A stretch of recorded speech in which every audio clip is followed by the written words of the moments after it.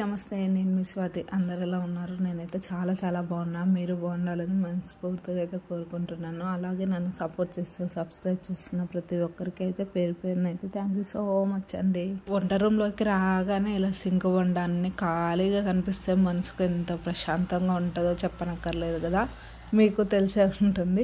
ఈరోజు వ్లాగ్ వచ్చేసి ఛాయ్ గురించి అయితే కొంచెం వివరణ చేద్దామని అయితే అనుకుంటున్నా. ఛాయ్ అంటే నాకు మాత్రం పిచ్చి, అంటే పిచ్చి. రోజుకు 4 సార్లు తాగందే ఛాయ్కి మనశ్శాంతి ఉండదు అనమాట. అందుకనైతే ఇంకా టీ అని కూడా అనొచ్చు. ఫస్ట్ అయితే లేవను, నాకైతే ఇంకా పనులన్నీ కంప్లీట్ చేసుకొని ఛాయ్ మనశ్శాంతిగా తాగాలి. అలా తాగే వాళ్ళు ఎంతమంది ఉన్నారో కామెంట్ అయితే చేయండి.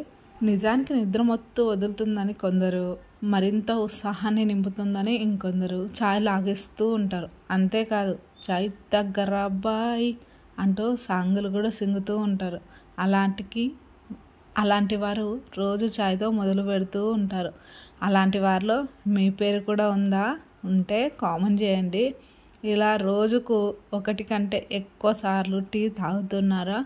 మొదటిసారి ఎవరైనా టీ తాగినప్పుడు అతను టీ ఎలా తాగుతాడో తెలుసా? ఇలాంటి ఛాయ్ ఎక్కడి నుంచి వచ్చిందో తెలుసా? ఎప్పుడైనా ఆలోచించారా? ఛాయ్ మొదటిసారి ఎవరు తయారు చేశారో తెలుసా? ఛాయ్ కథ ఏంటో మీకు తెలుసా? తెలిసిందిలే నెల రాజా నీ వంక తెలిసిందిలే. మీకు కూడా అర్థమయ్యే ఉంటుంది కదా ఎందుకు ఛాయ్ గురించి సుప్రభాతం పాడుతుంది అని అనుకున్నారా? ఛాయ్ తాగడమే కాదు కదా, ఛాయ్ గురించి తెలుసుకోవాలని నాకు తెలిసినది ఏదో కొంచెం అయితే మీ ముందుకు తీసుకొచ్చాను అనమాట. ఛాయ్ తాగే చరిత్ర చాలా పాతది. ఇది క్రీస్తు పూర్వం 750లో కూడా ఉన్నట్లుగా తెలుస్తుంది. ఇవాళ భారతదేశంలో టీ పొడి అత్యధికంగా ఉత్పత్తి చేయబడుతుంది. కానీ చాలా సంవత్సరాల క్రితం మీరు నిద్ర దూరం చేయడానికి ఉపయోగించే టీ దానికోసం కాదని ముందుగా తెలుసుకోండి. అయితే ఇది ఔషధంగా ఉపయోగించబడిందని తెలిస్తే మీరు ఆశ్చర్యపోతారు. చాలా సంవత్సరాల క్రితం బౌద్ధ సన్యాసులు టీని ఔషధంగా ఉపయోగించేవారని చరిత్ర చెబుతుంది. చాలా సంవత్సరాల క్రితం బౌద్ధ సన్యాసి టీని ఔషధంగా ఉపయోగించారని చరిత్ర చెబుతుంది. ఒక బౌద్ధ సన్యాసి తన తపస్సు సమయంలో మేలుకొని ఉండడానికి కొన్ని ఆకులను నమలడం మొదలుపెట్టాడంట. అదే కాలక్రమంలో ఆ ఆకులతో టీ చేసినట్లుగా ఒక కథ ప్రచారంలో ఉంది. టీ పొడి భారతదేశంలో అత్యధికంగా ప్రజాదరణ పొందిందంట. అయితే నిజానికి 5000 సంవత్సరం క్రితం చైనాలో టీ కనుగొనబడింది. ఇది క్రీస్తు పూర్వం 2732లో షెన్ నుంగ్ చక్రవర్తి ఈ ఆకులను తన మరిగే నీటిలో పడినప్పుడు దీన్ని కనుగొన్నారంట. దీని తర్వాత అతను కూడా వాసన చూశాడు. తర్వాత అతను కూడా తాగాడంట. దీని ద్వారా ఆయన దానిని గురించి తెలుసుకున్నాడు. అంతేకాకుండా మన భారతదేశంలో ఉత్పత్తి ఎలా ప్రారంభమైందో తెలుసా? అది కూడా చెప్తాను, వినండి.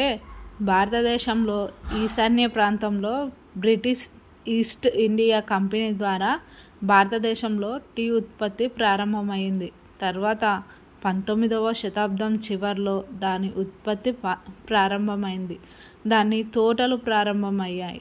పూర్వం ప్రజలు కూరగాయలను వండడానికి టీని కూడా ఉపయోగించేవారని, టీ ఆకులను వెల్లుల్లితో కలపడం ద్వారా దీనిని ఉపయోగించారని చెబుతుండ్రు.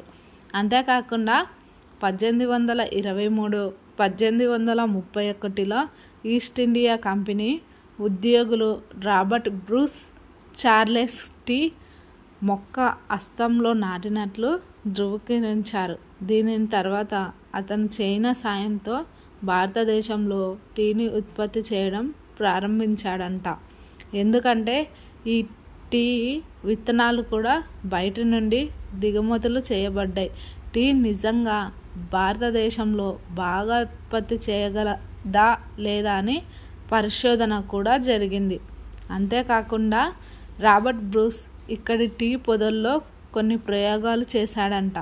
తోటలో లేదా బొటానిక్ గార్డెన్లో టీ మీద పని చేశాడు. బ్లాక్ టీ స్ప్రుట్ అంటే ఏమంటారు, అతను బ్లాక్ టీని కూడా సృష్టించాడంట. దీని తర్వాత ఉత్పత్తి పెరుగుతూనే ఉంది. నేడు అతిపెద్ద టీ ఉత్పత్తి చేసే దేశాలలో భారతదేశమే అగ్రస్థానంగా కూడా ఉందంట. ఇదండి టీల పురాణం. టీల గురించి నాకు తెలిసినది ఏదో. ఫస్ట్ అయితే టీని నిద్రమత్తు వదులుకోవడానికి కొన్ని ఆకులుగా చేసి ప్రయోగించి తర్వాత మెల్లిమెల్లిగా ఛాయ్ గురించి ఇన్ని కథలు ఉన్నాయన్నమాట. అసలు ఛాయ్కి ఇంత పెద్ద స్టోరీ. మన భారతదేశంలోనే టీ పొడి చాలా అధికంగా ఉత్పత్తి అవుతున్న దేశంలో మన దేశం అన్నమాట. మనలాంటి వాళ్ళు ఉన్నప్పుడు భారతదేశం కూడా ఏం చేస్తుంది చెప్పండి. అయినా ఛాయ్లో అల్లం ముక్క, యాలకులు, ఇంకా మిరియాలు వేసుకొని చేసుకొని తాగితే ఉంటుంది. అసలు ఛాయ్ తాగని వాళ్ళకి ఏం తెలుస్తుంది చెప్పండి మన ఛాయ్ బాధ. నాకు మాత్రం నిజంగా ఛాయ్ అంటే చాలా ప్రాణం అన్నమాట. మైండ్ రిలాక్స్ కావాలన్నా, టెన్షన్ లేకుండా ఉండాలన్నా, హెడేక్ తగ్గిపోవాలి అన్నా ఈ ఛాయ్ తాగంది మనసుకు ప్రశాంతంగా అస్సలు ఉండదు. కనీసం రోజులో ఎంత ఉరుకులాడినా కనీసం మీ ఛాయ్ తాగే 10 నిమిషాలైనా ప్రశాంతంగా కూర్చొని తాగడం నాకు చాలా ఇష్టము. నాకు ఈ ప్లేస్ అంటే చాలా ఇష్టము.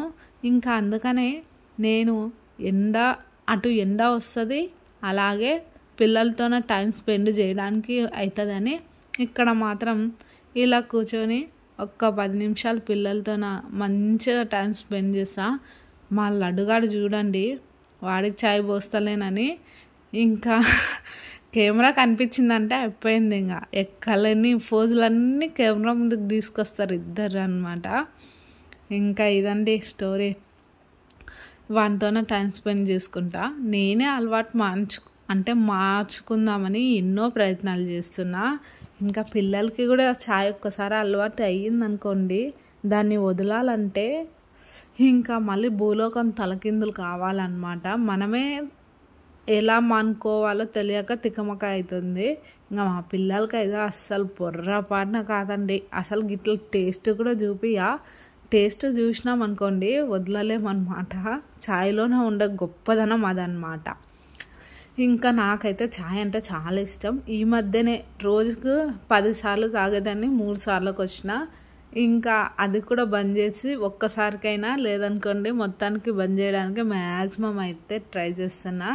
మంచి విషయాలు తొందరగా మర్చిపోతామేమో కానీ చెడు విషయాలు మాత్రం అంత తొందరగా మర్చిపోమనేది నా ఫీలింగ్. ఛాయ్ వల్ల కొంచెం అంటే ఇప్పుడు బాగానే ఉంటుంది, తర్వాత ముందు ఛాయ్ కూడా ఎక్కువ తాగరాదని చెప్తారు. కాకపోతే ఇంకా మనకు మానుకోవడానికి అంత గానం కాదు కాబట్టి కొంచెం హెల్తీ ఫుడ్ తీసుకుందాము అని మార్నింగ్ పూట జ్యూస్లు అవి చేసుకుంటున్నా. కాకపోతే ఛాయ్ని అస్సలు మరవలేకపోతున్నా. ప్రెగ్నెన్సీలోనే మేడం ఎన్నో విధాలుగా చెప్పినా మనకి మానలేక ఇంకా మేడమే వదిలేసింది అనమాట. అలా ఉంటుంది మన పరిస్థితి. ఏదైతే ఏముందండి, ఛాయ్ని కనిపెట్టిన వాళ్ళకి కోటి వందనాలు. ఈ వీడియో ఇంతటితో ఎండు. వీడియో నచ్చితే తప్పకుండా like, share, comment and subscribe.